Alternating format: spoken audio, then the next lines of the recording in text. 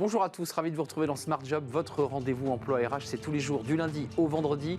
Débat, analyse, expertise et vos rubriques habituelles évidemment. Bien dans son job, aujourd'hui, on va faire du sport. Oui, le sport pour bien vivre, mieux vivre en entreprise.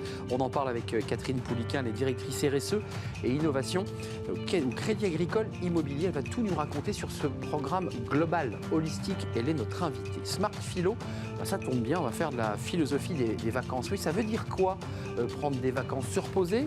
Pas seulement, on en parlera avec Marianne Mercier, elle est consultante philosophe pour les organisations. Et puis dans le cercle RH, on s'intéresse à un sujet qui vous a peut-être touché, impacté la vie professionnelle après un licenciement.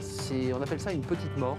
On en parlera avec nos invités, des experts de ce sujet. Ils ont eu à traverser d'ailleurs cette douloureuse expérience. Et puis pour terminer notre émission Fenêtre sur l'emploi, la situation des jeunes diplômés à l'été 2023. Où en sommes-nous eu égard à la crise Covid? On en parlera avec Julien Breuil. Il est directeur des relations entreprises au sein du groupe EDC Business School. Voilà le programme. Tout de suite, c'est bien dans son job.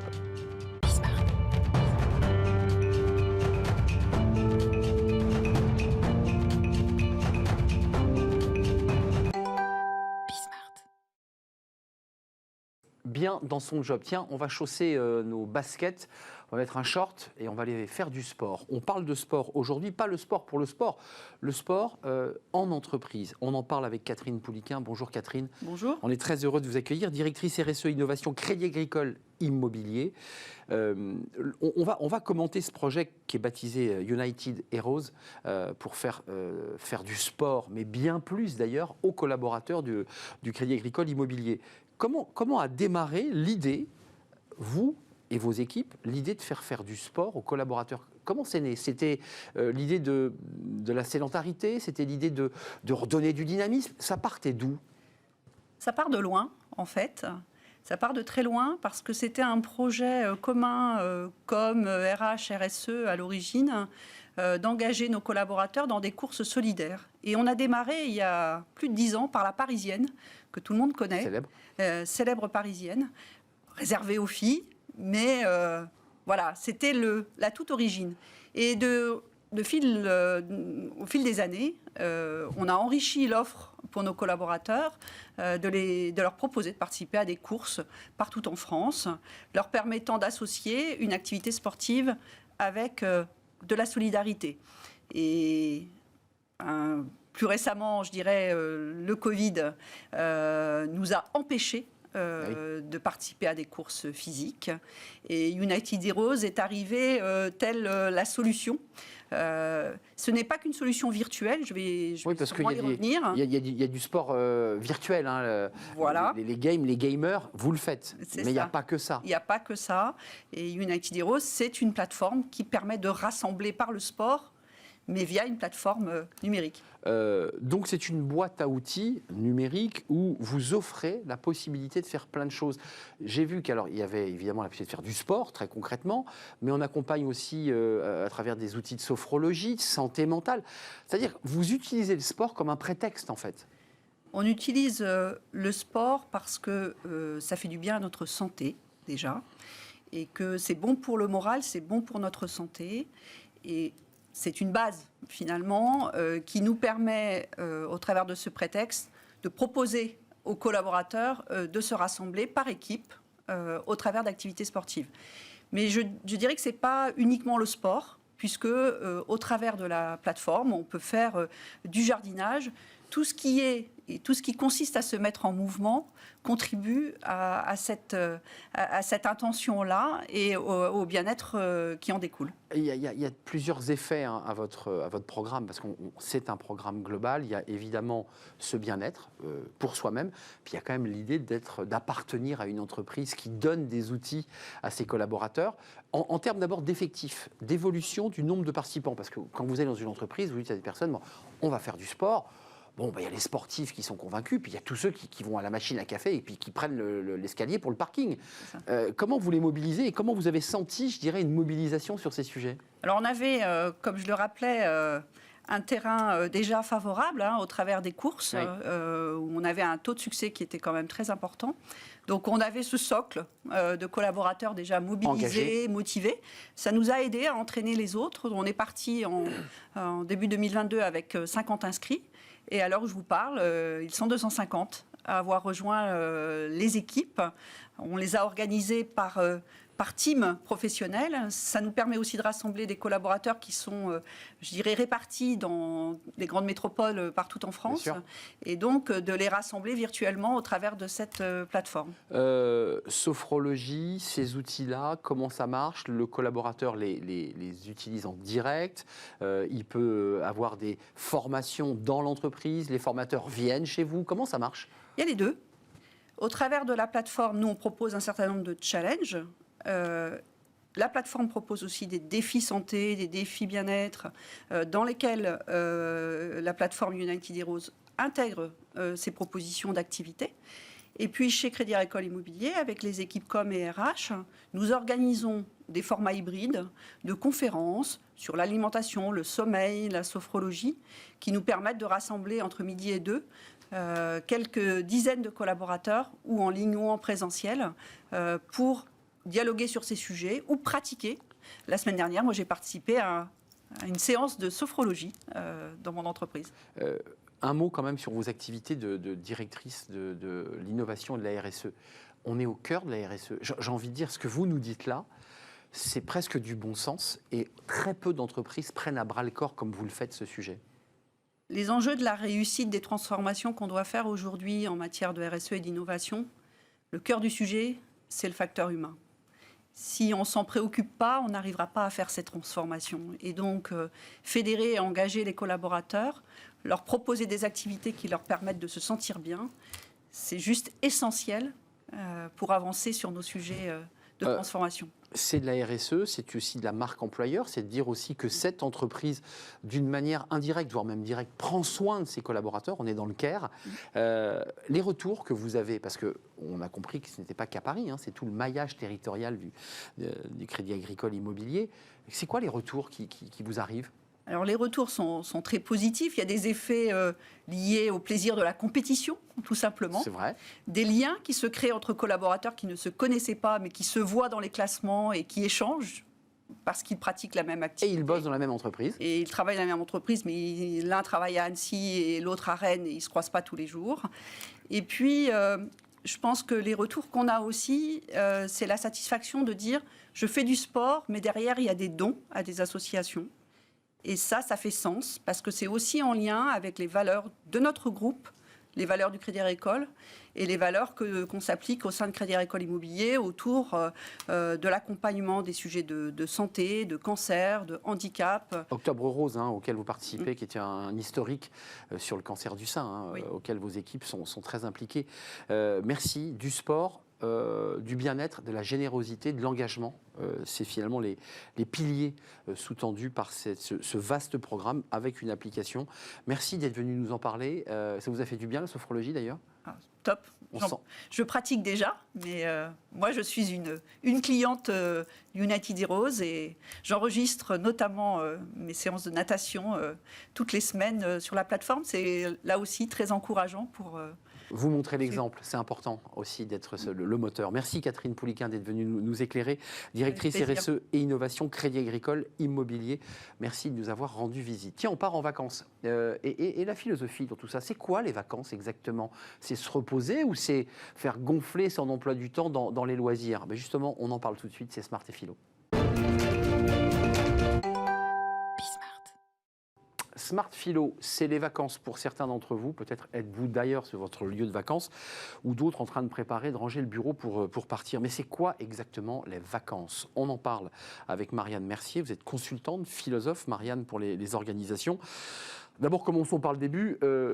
Les vacances, c'est savoir se reposer. Est-ce qu'on peut déjà commencer à réfléchir? C'est la question. Oui, voilà. Est-ce que les vacances telles qu'on les vit aujourd'hui, ça se limite à se reposer? Et là, pour répondre à ça, j'ai envie de faire un petit détour historique. Pas forcément de la philo, du coup, mais remettre ça en perspective. Donc voilà, il y a des historiens qui ont travaillé là-dessus. Oui. Alain Corbin sur le repos, Georges Vigarello sur la fatigue aussi. Et ça, déjà, ça nous permet d'avoir quelques éléments de réponse sur le sujet.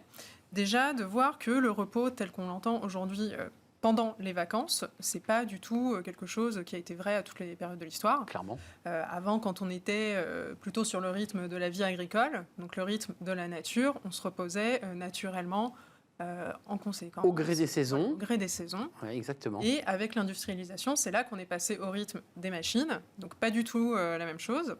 Et pour se reposer, il a fallu instituer des moments de repos, parce que sinon on avait une cadence très très rapide en permanence. On va revenir quand même sur l'idée même philosophique de remplir son temps de vie, et ça c'est très philo, mais est-ce que l'idée même du repos a évolué au fil des siècles? Oui, bien sûr. Le repos, bon, déjà il y a les dimensions en Occident, en France, très liées au catholicisme. Le repos éternel, bon. Exact. Voilà. Là c'est les vacances. Hein. Voilà, là c'est les vacances. Temporaires. On ne hein. part pas de repos permanent. C'est ça. Mais l'idée, c'est que le repos, en tout cas, a toujours été vu de façon assez ambivalente dans l'histoire. Donc, dans l'Antiquité, c'était quelque chose de très positif. C'était lié au bonheur, un moment de liberté, de contemplation.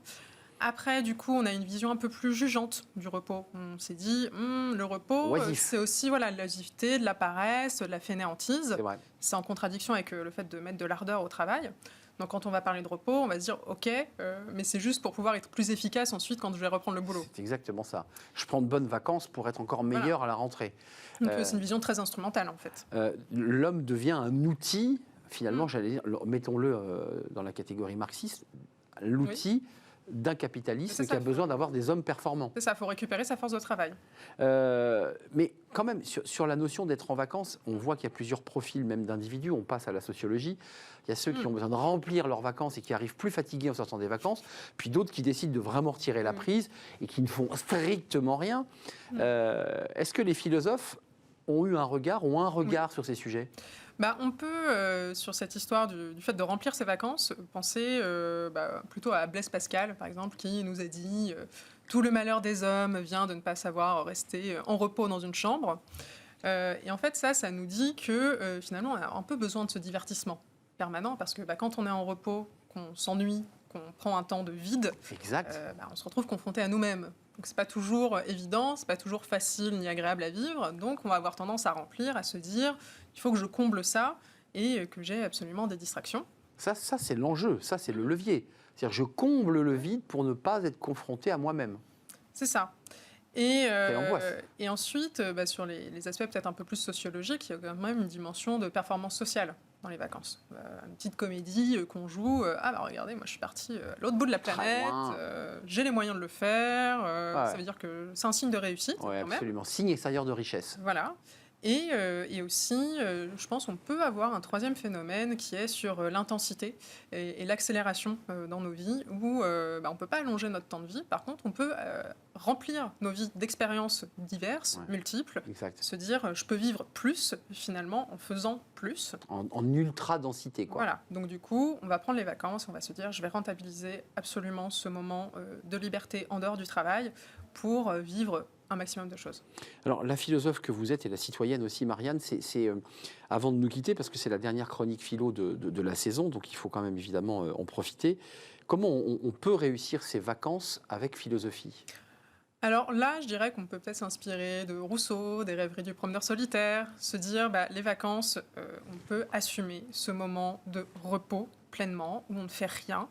Et aussi se dire que le repos, c'est pas du vide, c'est pas de l'ennui, c'est une liberté, hors des contraintes sociales, hors des contraintes du temps habituel. Donc on peut juste se laisser un petit peu une ouverture, se dire je vais me laisser surprendre, je vais rien prévoir aujourd'hui, je vais voir ce que la vie m'amène naturellement, et voir ça un peu comme un outil de créativité aussi, cette liberté. Et aussi peut-être qu'on peut conclure sur un droit à la paresse, se dire je m'autorise là à ne pas être productif. Titre d'un livre, le droit à la paresse. Tout à fait. Très bon livre. Très bon livre. Et finalement, on peut un petit peu déconstruire cette idée-là et se dire oui, c'est un droit. Redevenez vous-même. Redevenons nous-mêmes à l'occasion de ces moments de vacances, de repos obligatoire, puisque c'était dans le code du travail, c'est obligatoire. Merci Marianne. Je vous dis quoi, bonnes vacances alors? Oui, bonnes vacances à vous. Vous partez loin ou vous restez en repos à la Rousseau, vous? Je vais faire les deux. Ah, d'accord. L'être humain est complexe. Merci Marianne Mercier d'être venue nous rendre visite, consultante philosophe pour les organisations pour cette dernière chronique Smart Philo. On fait une courte pause et on va s'intéresser à un sujet alors un peu loin des vacances parce que ce sont des vacances parfois forcées, les licenciements, le choc du licenciement, on en parle, la vie après un licenciement. Comment on reconstruit sa vie après ce choc du licenciement? On en parle avec nos invités, c'est le Cercle RH et c'est le débat de Smart Job comme chaque jour, juste après la pause.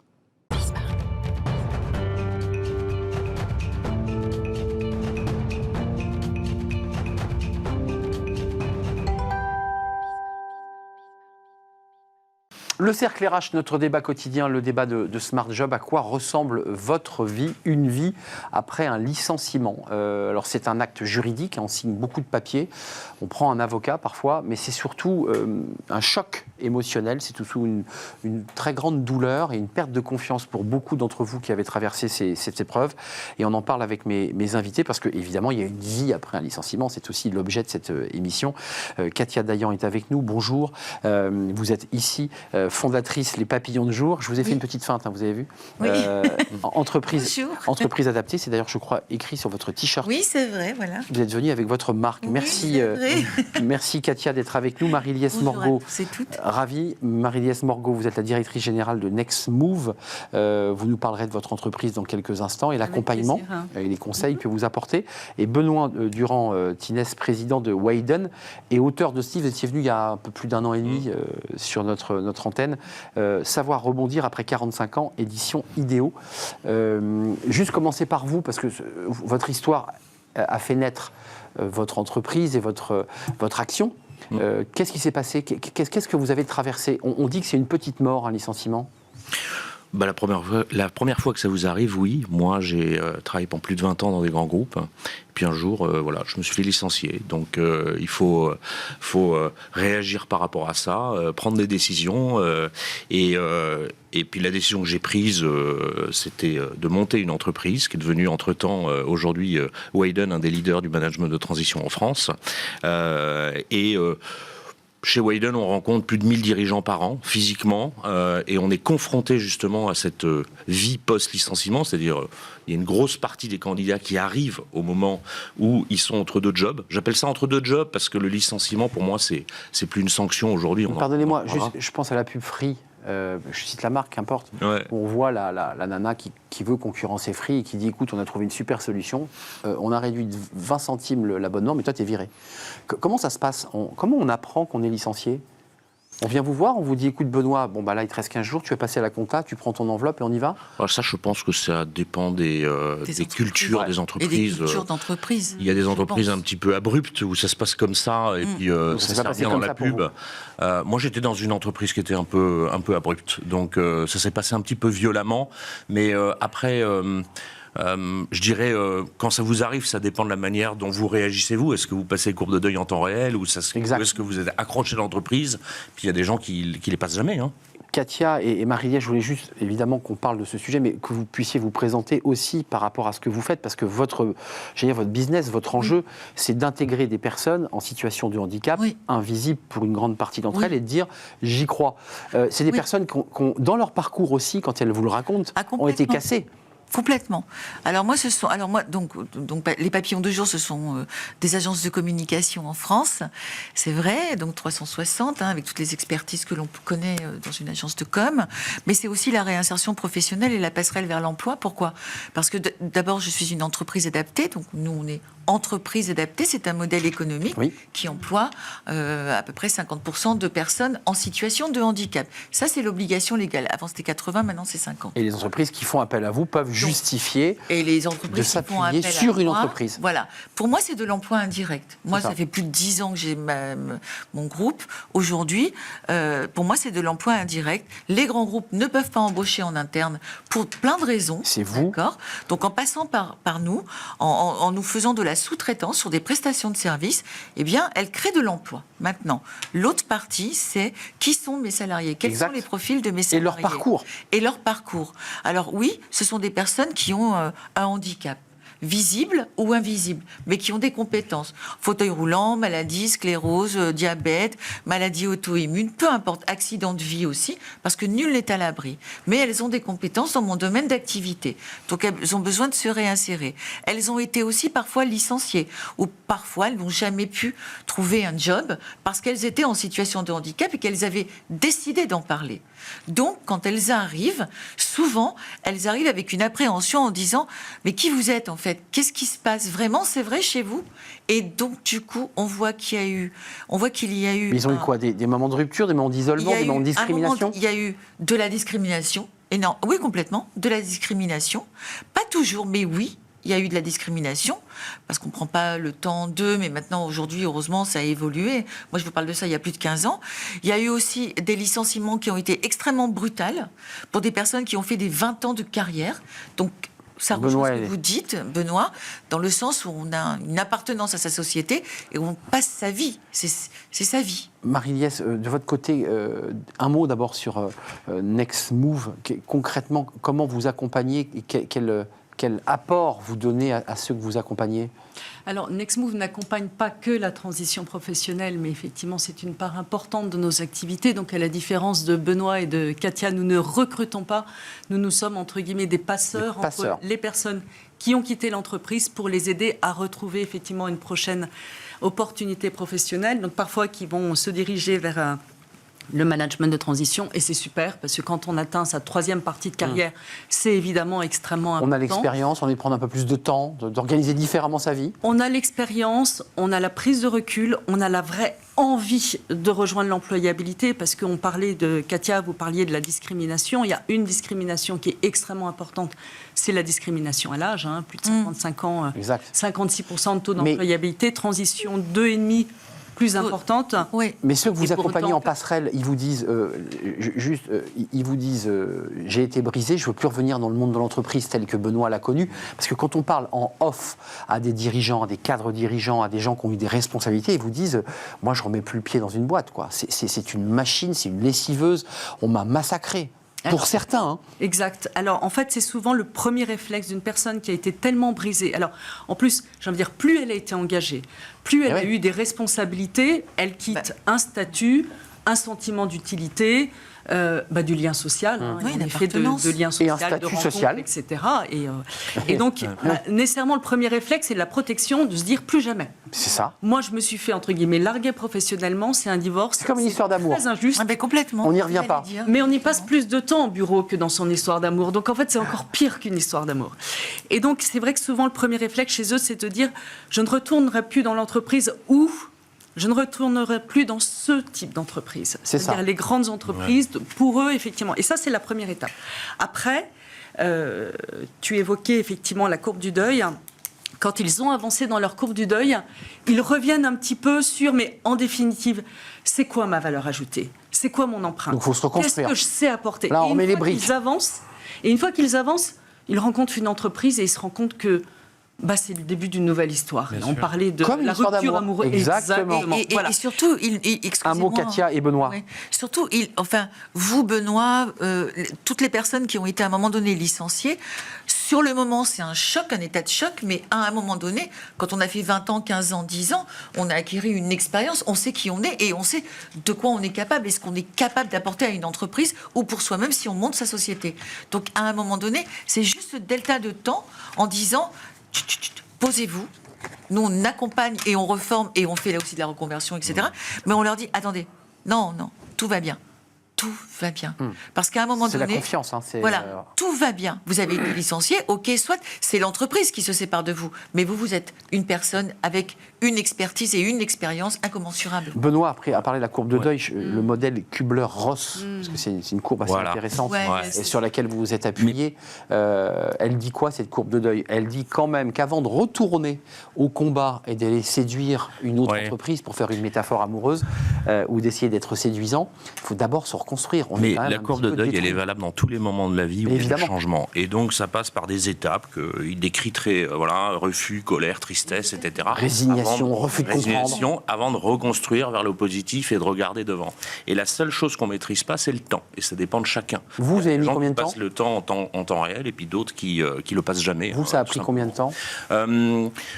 Bon, déjà, on focus sur mon aventure, mais c'était il y a 15 ans, et ça a été la plus belle chose qui me soit arrivée Ouais, mais je a le posteriori. comprends. C'est pour ça que vous êtes là Pour rebondir aujourd'hui. sur ce que Marie-Liesse disait tout à l'heure. Complètement. Moi, je crois qu'il y a une équation aujourd'hui qui est encore fortement engrammée, on va dire dans les gens plus de 45 ans, parce que ça, c'est mon écosystème. C'est compétent égale protégé. C'est fini, ça. On est compétent, mais c'est pas pour autant qu'on est protégé par l'entreprise. Bah, c'est ça. Et aujourd'hui, c'est des choses qui sont encore pas assez compris par les salariés j'aime bien dire, qui se font quitter par leur entreprise, tout simplement. Largués, et ils ouais. le prennent pour eux. Ouais. D'où ces courbes de deuil. Sentiment de culpabilité, ça c'est assez typique. Aujourd'hui, la compétence, elle dure 6 ans. Ouais. Donc, il faut en permanence vivre en permanente bêta. Benoît, vous avez et tous les trois masculins qui le remportent, c'est la grammaire. Vous avez licencié, vous ou pas? Maintenant que vous êtes patron? Alors, pas chez Wayland, mais dans des vies antérieures, oui, ça m'est arrivé. J'étais un dirigeant, donc voilà. Mais ça fait partie. Pour moi, ça fait partie de l'entreprise. Le licenciement n'est pas forcément quelque chose, on va dire, sanctionnant pour voilà. C'est Vous aussi, c'est Katia? aussi pour sauver des entreprises. Parce que parfois, vous accompagnez exactement, vous accompagnez des personnes et vous les insérez, vous leur donnez un travail, Oui. un épanouissement, Oui. mais vous êtes une chef d'entreprise, vous parliez d'un groupe, Tout à fait. vous avez donc une responsabilité morale quand on Tout a à fait. quelqu'un en face à qui on dit Mais bah, j'ai on déjà va arrêter licencié. l'histoire. J'ai déjà licencié, mais je pense aussi qu'il est important de comprendre que la façon dont on va licencier, les raisons pour lesquelles on va licencier une Les personne, mots qu'on prononce. les mots qu'on prononce, l'attitude aussi, et puis on ne on n'est pas dans le cas de figure de grands groupes qui ont été sur des licenciements abusifs, Abusif ou massif. voilà, ou massifs. On n'est pas là-dedans. Les fameuses charrettes. Ouais, on n'est pas dans la charrette, on est plutôt dans un licenciement. Moi, j'ai licencié de par mon ancien métier dans maison de grands groupes, et j'ai licencié chez moi en tant qu'entreprise adaptée. Ça m'est arrivé parce qu'à un moment donné, il y a des dossiers où, pour ne pas mettre l'autre à défaut, parce que certaines personnes atteignent Un seuil de compétence. non, c'est pas un seuil de D'attitude. compétence. C'est que voilà, la vie fait que peut-être qu'à un moment donné, on a été à 100% dans son entreprise. Et on l'est moins. Et puis c'est pas qu'on l'est moins, c'est que c'est la vie qui veut ça, parce qu'il y a eu le Covid, parce qu'à un moment donné, on a d'autres problématiques. Non mais je voulais avoir le champ contre champ. On parle des licenciés, mais il y a aussi quand même les licenciés. Moi, ce que je veux comprendre, c'est, à un moment donné, pour moi, le licenciement dans une entreprise est un échec. Se séparer d'un collaborateur qui a donné 7 ans, 8 ans, 10 ans de sa vie, pour moi, c'est dramatique. C'est quelque chose qui me met par terre, parce que ce que je prône, c'est les carrières et la pérennité d'un emploi. Et faire grandir. Et faire grandir quelqu'un. on attend Benoît beaucoup, et Marie-Liesse, je veux savoir si elle a licencié. On attend beaucoup de l'entreprise Benoît aujourd'hui, ne veut pas mais savoir si j'ai licencié. on attend beaucoup de l'entreprise, mais il y a des efforts à faire du côté de l'entreprise, certes, mais il y a aussi des efforts à faire du côté du collaborateur. Tout à fait. Et aujourd'hui, je trouve que on oppose toujours l'entreprise méchante de licencier Oui, au il faut collaborateur, mais le collaborateur, parfois, Il a une part de il est responsabilité. passif, il attend, voilà. Et aujourd'hui, dans le monde d'aujourd'hui, on a besoin de dynamique, de soft skills, de se prendre en main et puis d'être créatif, d'être esprit critique. Non, et etc. d'aimer aller travailler. Marie-Liesse, allez-y, parce que sinon vous n'allez pas pouvoir vous exprimer. C'est pas possible cette histoire. Mais Vous êtes licencié du débat là. J'apprends beaucoup de choses de ces débats. Oui, bien sûr, ça m'est arrivé de licencier. C'est toujours compliqué de licencier. Évidemment, quand on fait notre métier, on est très sensibilisé à la façon d'eux. Après, Mais au mot, malgré tout, Ouais. c'est difficile pour une personne, effectivement, qui se fait licencier, de l'être, même si on a pris, j'ai envie de dire, tous les égards qu'il fallait. Qu'est-ce qui fait qu'un licenciement est violent? Il est violent parce que c'est soudain. Vous avez passé effectivement 20 ans dans une entreprise. Là, les personnes et les dirigeants qui ont accompagné leurs entreprises pendant le Covid, qui se sont surengagés, et on leur dit maintenant, besoin de 109, bah voilà, tu non, fais plus ça, c'est partie autre de chose, l'organisation. C'est extrêmement compliqué. Donc il y a la dimension soudaine, il y a effectivement la façon. Et certaines entreprises savent très très bien le faire. Et nous sollicitons en définitive en amont. C'est-à-dire que travailler avec Nextmove sur la dimension transition professionnelle, c'est aussi pour l'entreprise une garantie de pacifier, entre guillemets, la séparation. Ils nous rencontrent, ils visitent nos locaux, ils se disent, mais ça a l'air... Voilà, ça a l'air d'être une expérience qui est sympa. On a les égards pour moi, etc. Donc déjà, ça pacifie. Et puis, j'ai envie de dire à moyen terme et à long terme, ça évite le ressentiment. Parce qu'il n'y a rien de pire pour une entreprise qui ne s'attache pas sur le off-boarding, qui fait partie de l'expérience. Très mauvais, hein, les ambassadeurs négatifs. Hein. Très, très mauvais. Et pour eux, très mauvais pour eux aussi. Très mauvais. Mauvais pour eux parce que l'ambassadeur va démultiplier à chaque dîner en ville et à chaque... Mais c'est ce qu'on disait. C'est terrible, un licenciement qui se passe mal, vous le gardez à vie, le licenciement qui se passe mal. C'est ça. Et je vous rejoins beaucoup. Et puis Benoît, voilà, pour des raisons antérieures, on se connaît voilà, de par des expériences professionnelles similaires. Oui, effectivement, aujourd'hui, les mots que l'on emploie. Mais je voudrais vraiment insister sur le fait du Covid. Le Covid a changé les mentalités et la culture. Aujourd'hui, quelqu'un qui cherche du travail a envie de travailler. Il a envie d'aller travailler. Et il y a du travail. Et il y a énormément... Moi, aujourd'hui, j'ai besoin de recruter. Et c'est compliqué parce que... des personnes en situation de handicap ? Pas forcément, hein, non. Je recrute des personnes en situation de handicap et je recrute aussi des personnes qui ne le sont pas. Et on a des salaires décents. Enfin, moi, j'adore... Oui, c'est la mixité qui est intéressante. Moi, c'est la mixité. Et puis surtout, moi, si un collaborateur est bien payé et qu'il réussit sa vie privée, moi, j'ai besoin que mon salarié soit bien dans sa vie privée. Et aujourd'hui, après le Covid, il y a un changement de culture où, que ce soit des jeunes ou des seniors, à un moment donné, eh bien, le travail, c'est devenu comme quelque chose de pas forcément fluide, pas comme quelque chose de positif. Pas une évidence, en tout cas. C'est pas une évidence. Qu'est-ce que vous en pensez, Benoît ? Pour rebondir sur ce que vous dites, je pense qu'on est, au-delà du Covid, à un changement générationnel. Vous savez, on devient un dirigeant à partir de 45 ans. Donc le rapport au licenciement, excusez-moi, n'est plus tout à fait le même. Et en fait, il y a toute une période, il y a toute une catégorie de personnes de 45 ans qui sont des gens qui ont vécu comme moi, j'ai 52 ans, dans l'ancien monde, on va dire, c'est un homme pas fidèle, digital Benoît. native, etc. Je suis obligé de me transformer parce que je vois des choses qui arrivent qui sont jamais arrivées aussi vite. Et puis tous les gens qui ont moins de 45 ans digital native, ils arrivent beaucoup plus libres, beaucoup plus voilà. C'est pas des gens qu'on licencie, c'est des gens qui démissionnent. C'est exactement ce que je voulais vous dire. Ils prennent leur liberté. Et aujourd'hui, il y a cette dualité qui est encore pour quelques années où on est dans une charnière générationnelle qui est accélérée par le digital. Et voilà, à mon avis, c'est une des raisons fondamentales qui crée tout ce brouhaha. Juste avant de nous quitter, ces questions, cette émission. J'ai lu, Marie-Liesse, peut-être me trompais-je, mais qu'une partie de ceux qui avaient été licenciés, alors ça dépend des métiers, ça dépend des secteurs, ça dépend du niveau de qualification, mais un certain nombre d'entre eux, au-delà du management de transition, disaient tiens, je vais monter ma boîte. Parce que en fait, je veux devenir mon propre patron, ça me renvoie à ma liberté et à mes choix. C'est important, ça. Quand on accompagne un dirigeant chez Nextmove, j'ai envie de dire, il y a la dimension effectivement accueil, courbe du deuil, etc., donc, qui est la résilience. Donc on les met dans des communautés d'intérêt, des communautés de métiers, de projets, etc. Mais surtout, on leur redonne à la fois confiance, mais leur dit mais vous êtes beaucoup plus libre que vous voulez bien l'imaginer. Et donc, évidemment, il y a différentes options. Il y a le management de transition, mais il y a aussi la capacité de créer une entreprise. Alors nous, on a un incubateur programme qui fonctionne très bien. Donc hier, on avait une présentation dans le cadre du séminaire Human and Work, et nous avons accompagné donc 45 projets d'entreprise. Et là, ça donne une énergie énorme, non seulement aux personnes qui ont l'idée, mais qui vont s'appuyer sur la communauté pour avoir des compétences, etc. Ça reconstruit. Donc, là, ça bat son plein. C'est le cas de Benoît, au final. Enfin, c'est un peu votre histoire. Ouais, vous avez votre boîte, vous êtes libre, vous embauchez et vous licenciez même. Je crois fondamentalement que le CDI, tel qu'il est, reste quand même le mode opératoire normal aujourd'hui. Il est majoritaire, d'ailleurs. Après, je suis d'accord avec vous. C'est une volonté de liberté liée à ce que nous, quand on rencontre des managers de transition candidats qu'on va sélectionner, le point majeur qu'on pourrait, si on le résolvait, tout irait bien, c'est la perte d'existence sociale. Mais bien sûr, vous quittez évidemment. Sur les managers et les dirigeants, c'est la perte d'existence sociale. Et on veut leur faire croire que et le statut, monte ta boîte parce qu'aujourd'hui c'est bien d'être entrepreneur. Ça va être génial.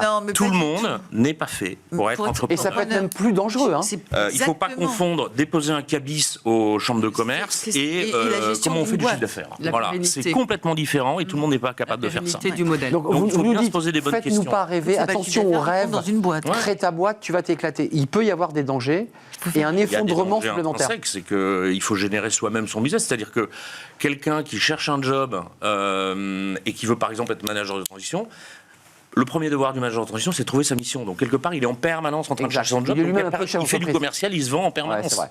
Et ceux qui ont bien réussi, c'est ceux qui ont créé leur réseau et qui sont capables de rebondir. Voilà. Ouais. Mais il y a du boulot. au Entrepreneur départ, d'eux-mêmes. et, C'est pas créer sa c'est boîte. entrepreneur de soi-même. Merci à vous trois. Benoît, Marie-Liesse, un dernier mot. Ce que tu évoques en définitive, c'est ce qu'on demande à une personne en transition. Absolument. Que ça soit un porteur de projet entrepreneurial, que ça soit une personne qui souhaite aller vers le management de transition. Une forme trouve un d'autonomie CDI. de soi-même. Il y a la dimension d'autonomie, il y a la dimension de proactivité. Nous, notre signature, c'est For Leaders in Motion, c'est allez-y, soyez curieux, rencontrez effectivement des personnes, osez. Mais Je pense aujourd'hui que de toute Ça sera façon, le dernier mot. c'est ce qu'on demandera à tout le monde. Moi, il y a une phrase que j'aime bien, c'est Reid Hoffman qui l'a dit. Il dit il faut vivre en l'état de permanente bêta, c'est-à-dire même le salarié dans Exact. l'entreprise. Moi, je vois des gens passifs, je vois des gens sur LinkedIn, ils ont que des contacts dans leur entreprise.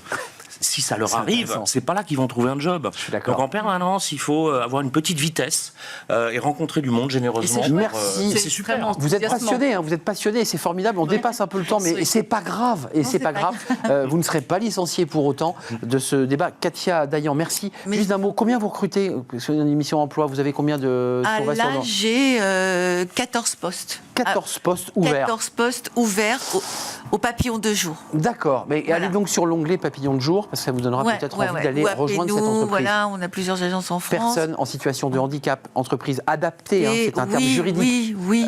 Benoît, combien de recrutements? Le management de transition, c'est une activité en ce moment qui explose et qui prend une vingtaine de % par an. C'est vrai. Et c'est plutôt à nous de sélectionner les bons pour Ouais. les mettre C'est sur l'entonnoir. les bonnes missions. C'est ça. Voilà, on a le problème inverse que du recrutement actuel.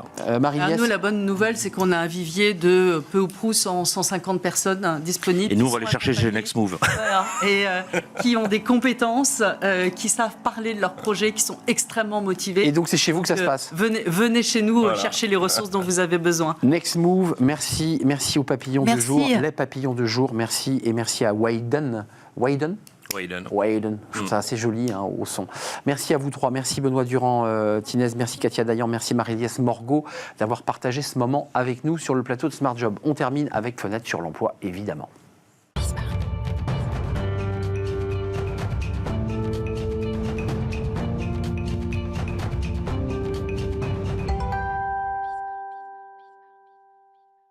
Fenêtre sur l'emploi, c'est l'occasion de faire un point évidemment au cœur de l'été sur la situation des diplômés, parce que le bac est passé et les diplômés ont terminé leur diplôme. On en parle avec Julien Breuil. Bonjour Julien. Bonjour. Directeur des relations entreprises groupe EDC Business School. Ouais. Et c'est toujours intéressant de faire un point, alors peut-être de votre fenêtre, parce que là c'est intéressant aussi de voir à travers les écoles, un taux de placement à travers vos analyses qui retrouve celui d'avant Covid. Oui, tout à fait. C'est très positif. La situation est bonne. Bon, elle correspond aussi à la dynamique du marché de l'emploi, hein, principalement sur les cadres, parce que c'est vrai que les deux études qu'on a pu regarder, ou que j'ai pu regarder, effectivement, concernent plutôt des diplômés cadres, ou en tout cas Bac plus 4, Bac plus 5.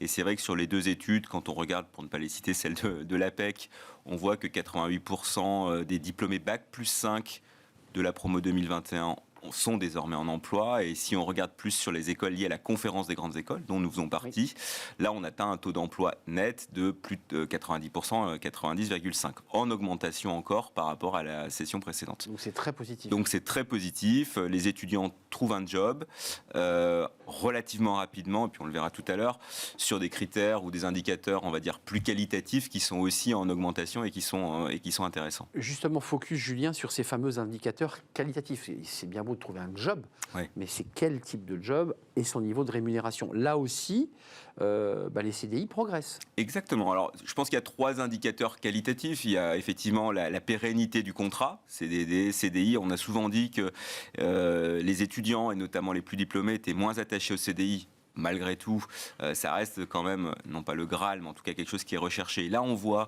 que 85,5% sont aujourd'hui en CDI, augmentation de 3,7 points, donc c'est quand même une augmentation assez significative. C'est-à-dire que le marché de l'emploi est quand même on a des porteur. besoins sur une durée assez longue, donc on recrute du CDI, c'est un risque, mais on le prend parce qu'on en a besoin. Ce sont des profils qui sont plutôt des postes de cadre, alors même si encore une fois on dit souvent la notion de cadre aujourd'hui pour un jeune diplômé, elle est moins vraie, on parle plutôt d'expert ou de manager selon, mais pas Ou de forcément talent, parfois. ou de talent. Mais là aussi, on est plutôt sur des postes, on va dire, si on prend la notion de cadre, comme des postes à responsabilité. Bien sûr. Là, encore une fois, ce chiffre progresse à 87,4 en augmentation de 1,3. Et puis surtout, la rémunération progresse également. Alors, pas uniquement liée à l'inflation, mais en tout cas, elle progresse, puisqu'on a besoin d'attirer des profils et des talents. Donc, la rémunération aussi a besoin d'être augmentée. 38 184 euros bruts. Oui. Donc c'est du brut, il faut Oui. le préciser. Rémunération moyenne. La moyenne, hors prime évidemment. Oui. Donc c'est pas mal pour un début de C'est une carrière. bonne rémunération, clairement. Alors vous verrez que tout à l'heure, ils se plaignent quand même de cette rémunération à court terme ou à moyen terme. Après, c'est vrai que le conseil qu'on peut donner, c'est que plus vous partez haut, plus c'est simple aussi après de progresser pour avoir une rémunération qui correspond à vos attentes. Ça c'est vrai. Le retard est toujours difficile à rattraper, donc c'est vrai que la négociation du rattrape premier jamais, emploi, on le rattrape difficilement. On est d'accord. Justement, donc c'est important de bien négocier cette première rémunération et elle est en augmentation. Alors, dynamique pérenne, hausse des CDI, tout ça, c'est très positif, avec quand même un point de vigilance quand même dans l'intégration des jeunes diplômés. Oui, parce que finalement, le marché, a priori, sera encore positif sur l'année à venir, même si on voit qu'on a quand même des indicateurs, notamment sur la croissance, qui sont un peu moins bons, mais il y a un tel besoin pour les entreprises de se transformer qu'elles vont recruter des jeunes diplômés, et donc on s'attend à peu près à 46 000 recrutements cette année. Et puis le deuxième élément quand même, et c'est ça qui est intéressant, Oui. c'est pour ça que je dis point de vigilance, c'est qu'un recrutement, c'est un matching entre des attentes de candidats et des besoins de recruteurs. Et là, on s'aperçoit qu'il y a quand même quelques points d'attention, notamment effectivement sur le manque de perspective pour 26% des jeunes diplômés qui ont été On en recrutés. revient au débat du sens. Et exactement. On voit également qu'il y a cette notion d'équilibre vie pro, vie perso, 19%, qui revient. Donc, c'est des items qu'on a bien vu apparaître et qui En sont encore progression, très prégnants. ces items-là. Alors, en fait, il faut le prendre. Ils ne sont pas forcément en progression. En revanche, ce qui est intéressant, c'est que si on le prend le chiffre à l'inverse quand même, ça veut dire que globalement, les étudiants sont plutôt satisfaits.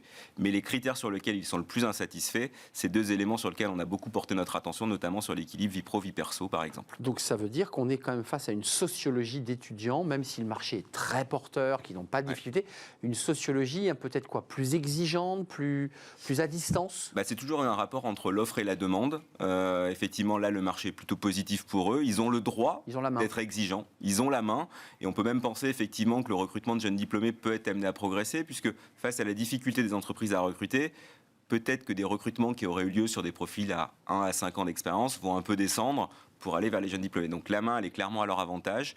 Mais attention à répondre à leurs attentes, notamment aussi sur des sujets de rémunération ou de savoir-être vis-à-vis de leurs attentes à proprement parler. Donc le gros enjeu, c'est fidéliser et Exactement. savoir engager ces jeunes qui, pour certains, disent je fais 6 mois, puis après je pars 1 an à l'étranger. Exactement, parce que l'un des chiffres qui est assez marquant, c'est notamment sur leurs critères de démotivation, c'est l'ennui. Or, on parle d'une population zappeuse, on parle souvent de cycle de 3 ans. Là, je crois que le cycle est encore un peu plus court pour ces nouvelles populations.